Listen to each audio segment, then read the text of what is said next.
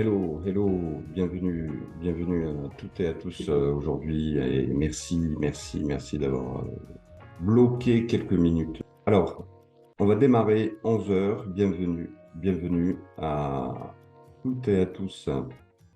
Alors, bien sûr, l'objet un peu de notre rencontre, c'est de parler de validation des acquis professionnels. Vous savez, on va aborder allez, on va se prendre 30 minutes, hein. 30 minutes, c'est pas mal déjà. Et on va d'abord parler de la réforme de la VAE.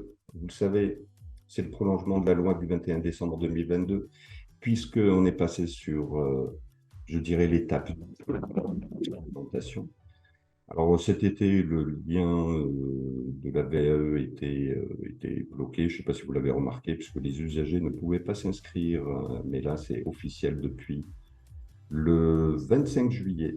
Le site est accessible pour les utilisateurs, c'est-à-dire que vous allez cliquer sur VAE, vous allez taper plutôt, pardon, VAE.gouv,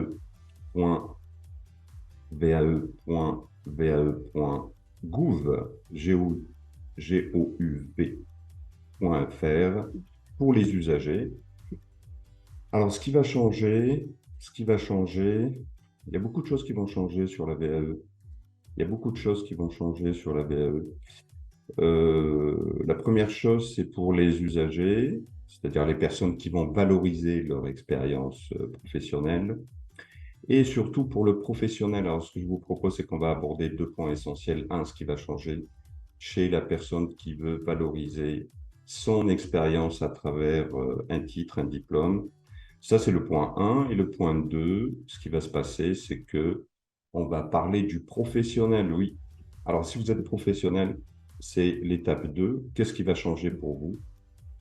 Alors, peut-être que vous avez déjà participé au webinaire qui a été organisé pour le lancement de la réforme de la VAE.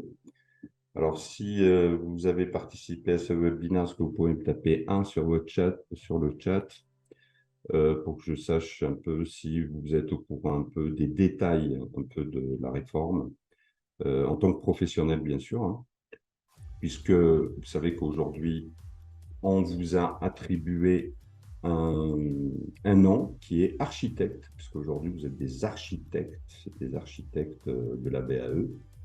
Oui, vous êtes des architectes de la BAE. Et c'est ce qu'ils appellent architecte accompagnateur de parcours. Alors, premièrement, ce qui va changer pour l'usager, on va commencer par l'usager. L'usager, tout simplement, aujourd'hui, évidemment, l'intérêt un peu de cette réforme, c'est qu'elle va renseigner sur l'évolution du dispositif AAE, bien sûr, en accord avec la réforme. L'idée, ce que j'ai compris, c'est simplifier la mise en relation des candidats à la VAE et les architectes accompagnateurs. Donc, si vous êtes professionnel, vous avez un organisme de formation et vous êtes qualifié sur la VAE, évidemment, ben, je vous annonce que vous êtes architecte accompagnateur du parcours. Alors, on rentrera un peu plus dans le détail parce que je signale quand même que je ne suis pas là pour faire la promotion de la VAE, mais je suis là surtout pour essayer un peu peut-être je dirais, d'exprimer ce que j'ai compris, parce que j'ai participé à ce webinaire. Et je dirais parmi aussi les avantages de cette réforme, c'est regrouper, je dirais, un peu tous les acteurs institutionnels de la BE pour soutenir le développement de la BE. Alors, il y a beaucoup de choses évidemment qui vont changer. D'abord, le délai, le process d'accompagnement, parce que je dis bien ce que j'ai compris, c'est qu'on va réduire considérablement l'accompagnement de la VAE, l'accompagnement de la personne. Alors, pour l'usager, qu'est-ce qu'il faut qu'il fasse s'il souhaite valoriser son expertise, son expérience? Il suffit tout simplement qu'il se connecte sur le site. Donc, c'est le portail, c'est l'unification du portail, c'est-à-dire vae.gouv.fr. Et à ce moment-là, il va avoir un formulaire qu'il doit remplir, donc avec des champs de renseignements, évidemment, son nom, prénom, quelques renseignements liés au contact. Et il y a, je crois, deux champs. Je ne l'ai pas utilisé, hein. Ce que j'ai compris, c'est que comme moi-même, je suis architecte, donc je reçois aussi des renseignements concernant leur expérience.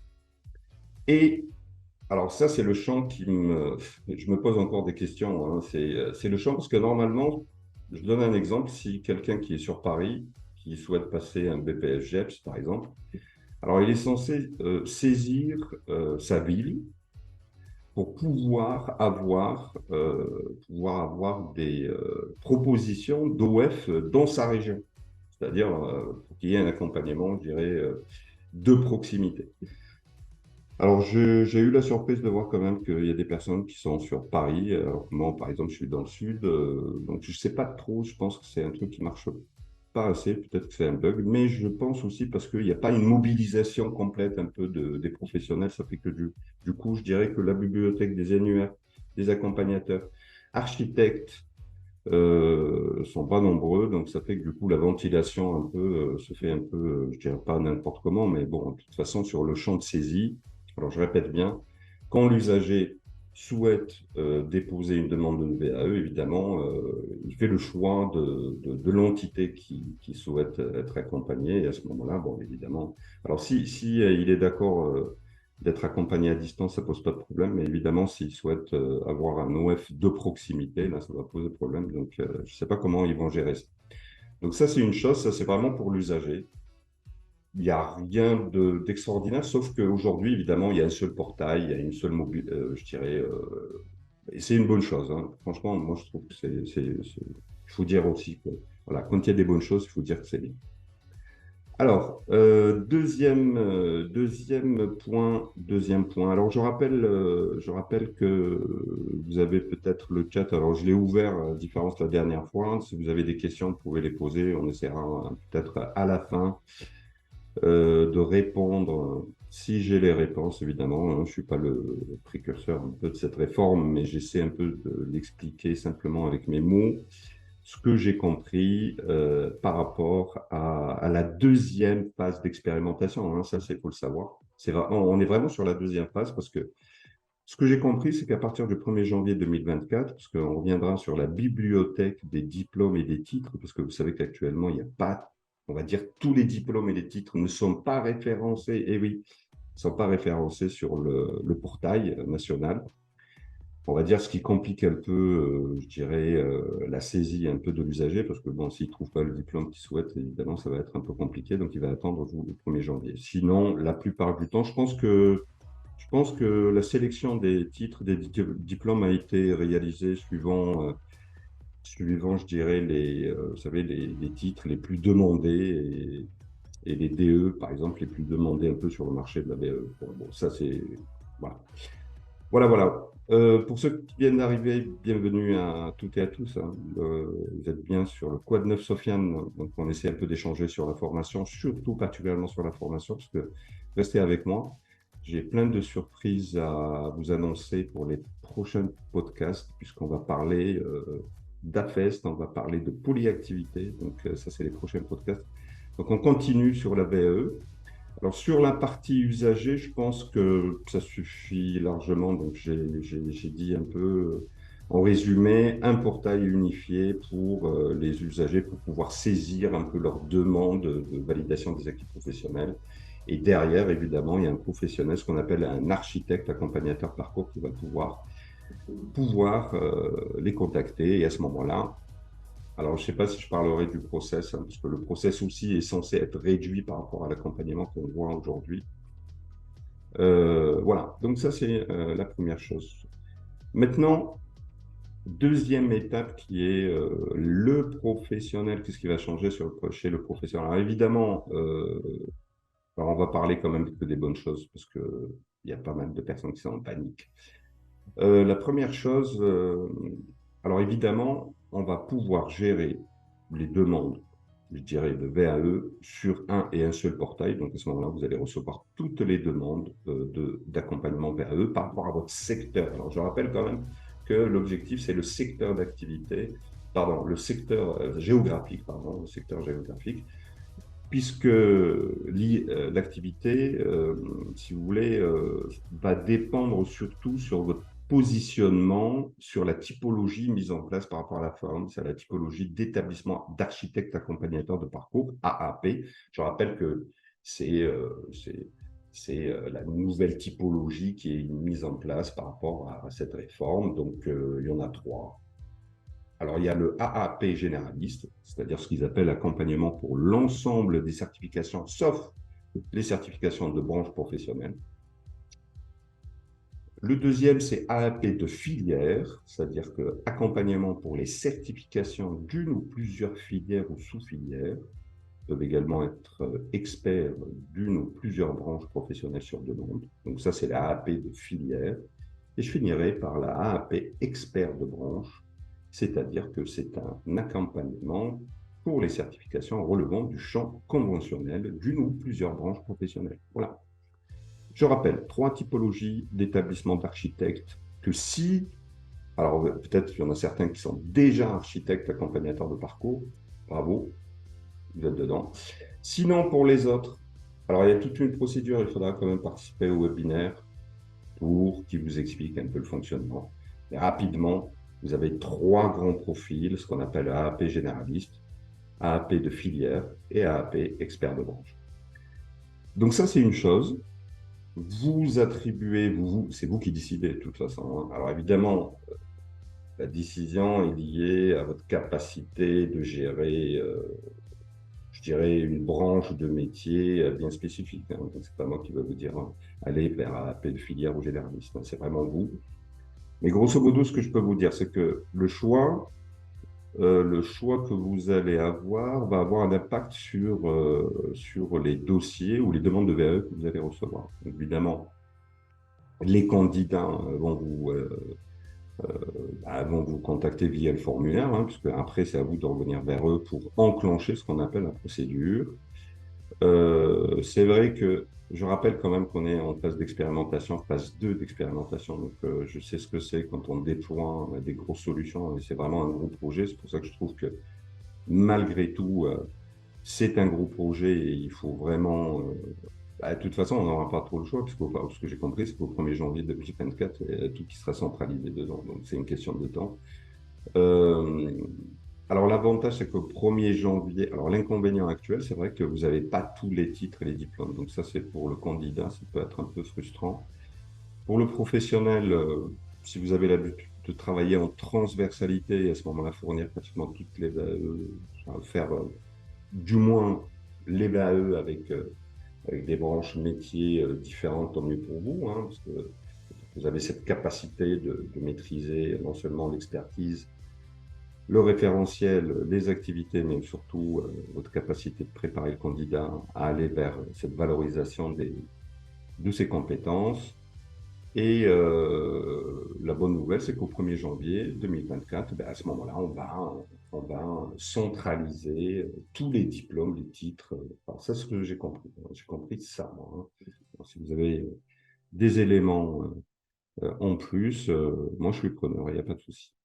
Très bien. Donc, vous voyez le détail du parcours d'accompagnement, plus ou moins en termes d'attribution de la typologie affectée, je dirais, sur la nouvelle réforme de la VAE est là.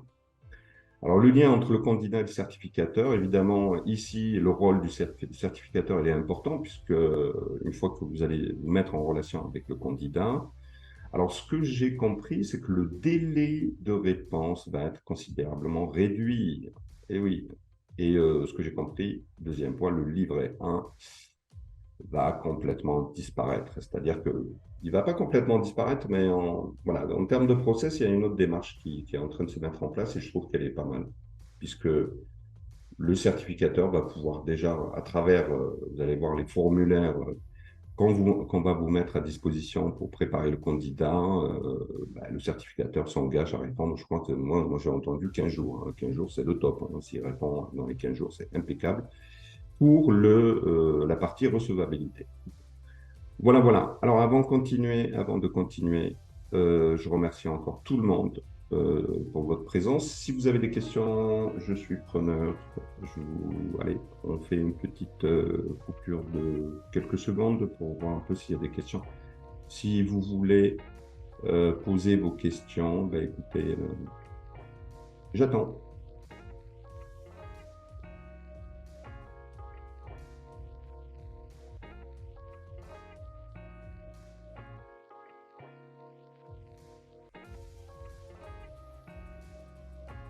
Très bien, nickel.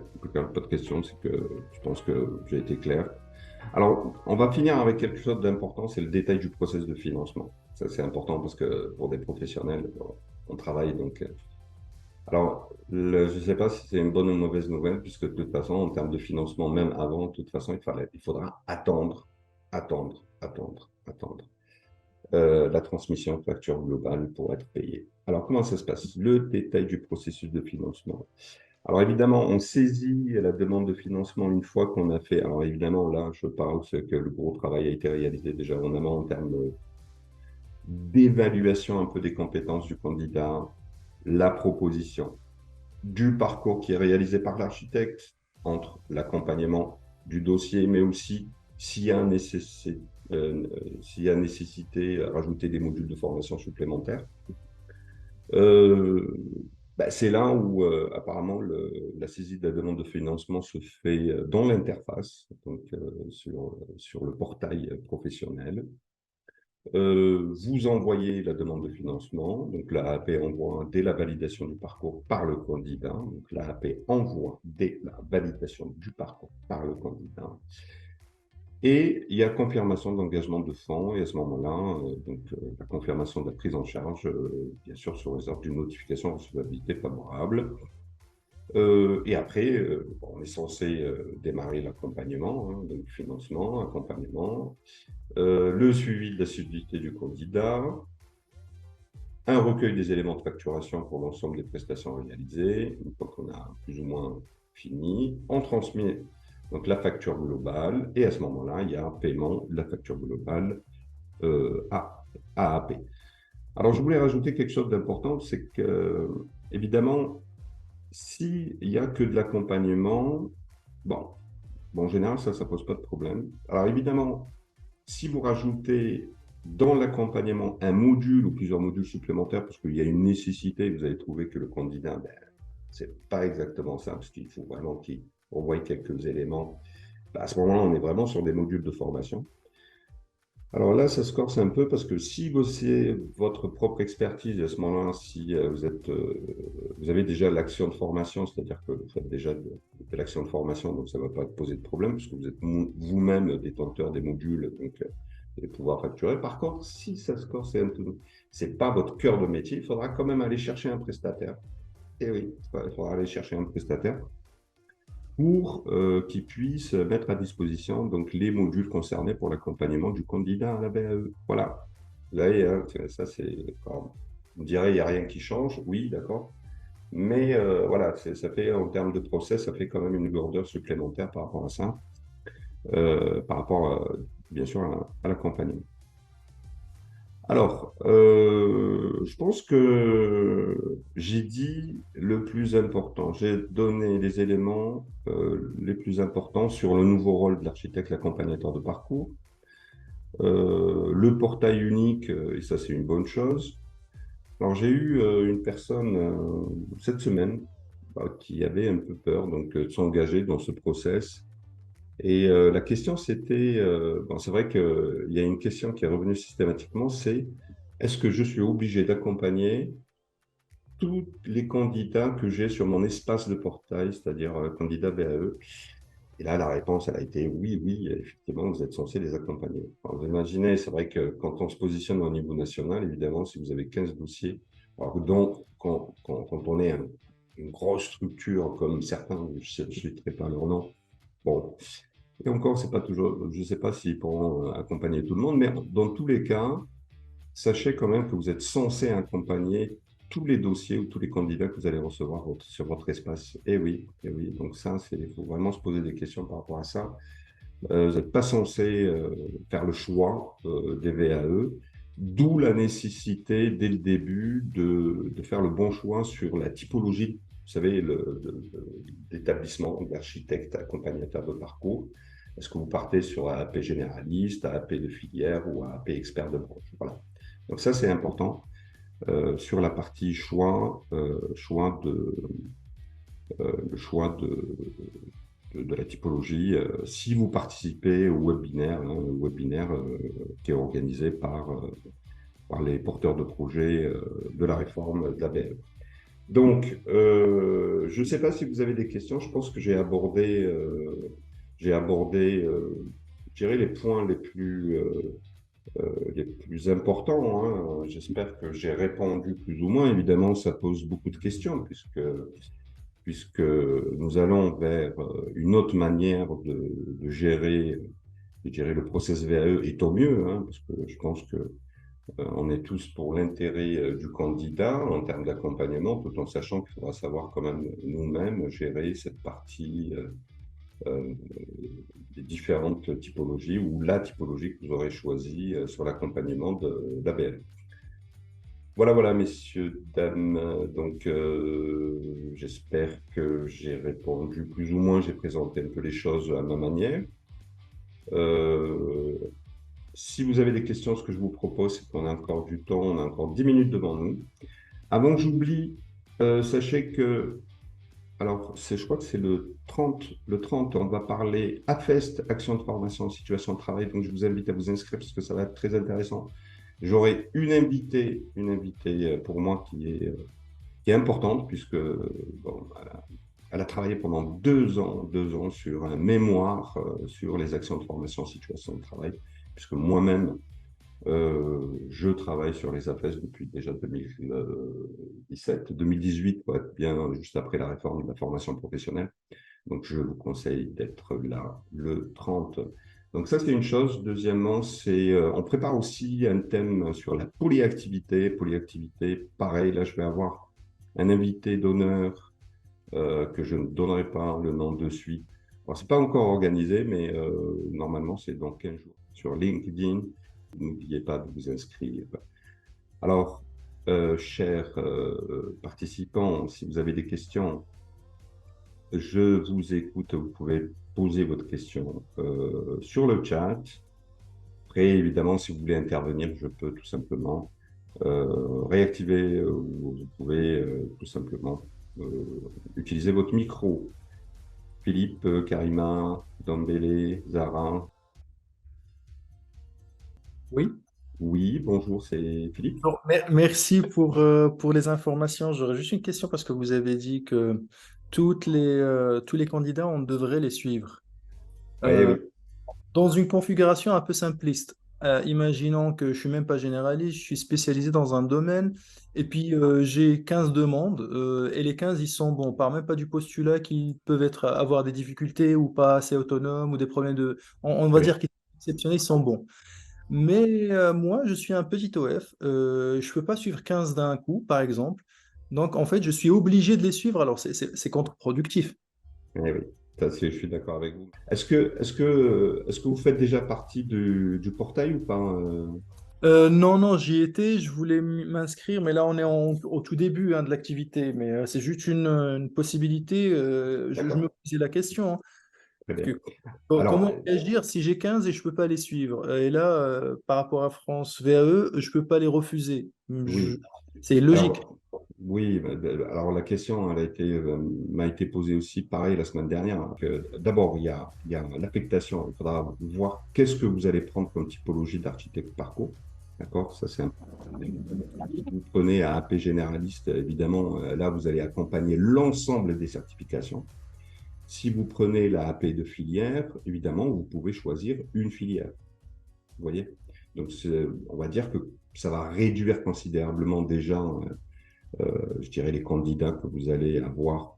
Alors attention, hein, je dis réduire pas au même niveau que quelqu'un qui a pris AAP généraliste. Mais évidemment, la question aujourd'hui, euh, mais franchement, vous savez quoi, je vais vous dire, je vais être transparent avec vous. Moi, ce que j'ai remarqué, c'est que sur les 10 candidats que j'ai, par exemple, bon, là, je reçois un candidat par jour, un, deux candidats.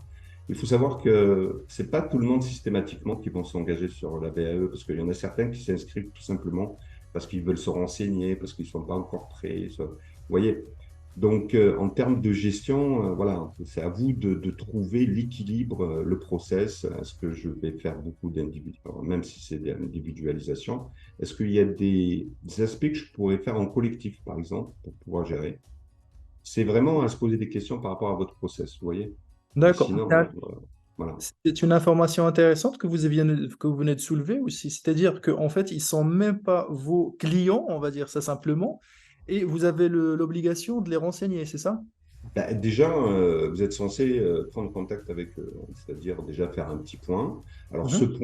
ce point, bon, si vous avez 10 candidats par exemple dans la semaine, évidemment, le premier contact, c'est de faire un point sur le parcours, parce que la plupart du temps, ils ne sont pas au courant un peu de la démarche, comment ça va se passer et tout. Ça peut être très intéressant au premier coup, par exemple, faire du collectif en visio. C'est un exemple hein, que je donne, hein, Oui, oui, oui. où vous allez expliquer un peu l'engagement qu'ils vont avoir, le parcours qu'ils vont faire, tout ce qui s'ensuit. Et à partir de là, je pense que sur les 10, franchement, vous n'aurez pas les 10 qui vont s'engager. Vous allez avoir 4, 5 qui sont motivés, parce que la VAE, hein, c'est toujours difficile de partir sur 3 mois, 4 mois, 5 mois. Donc, je dirais que c'est faisable à partir du moment où vous, en interne, vous avez vraiment une stratégie d'accompagnement qui répond d'abord aux obligations de votre typologie et en même temps que le candidat soit satisfait un peu de l'accompagnement. Vous voyez? Tout à fait. Oui, c'est toujours le but qu'il soit satisfait et C'est encore plus ça. qu'il ait sa certification. Moi-même, j'ai suivi déjà un parcours VAE, donc je sais en back-office comment ça se déroule de toute manière. Mm, Euh, Maintenant, si vous me dites que vous allez avoir 4 sur 10, c'est toujours un bon taux de conversion, il n'y a pas de problème. mm. Mais j'espère aussi qu'on n'a pas l'obligation d'informer toute personne qui vient toquer à notre porte parce que sinon, au niveau enfin, si Moi, c'est je vous juste comprends. pour les informer, on n'est pas là pour donner de l'information gratuite. On va pas se mentir, on est des Mm, entreprises, il bien faut sûr. que ça rentre, hein. Bien sûr. Bon, le seul conseil que je peux vous donner, par exemple, ça peut être intéressant de mettre en place un système d'automatisation, par exemple. Oui, oui, tout à C'est- fait. Donc,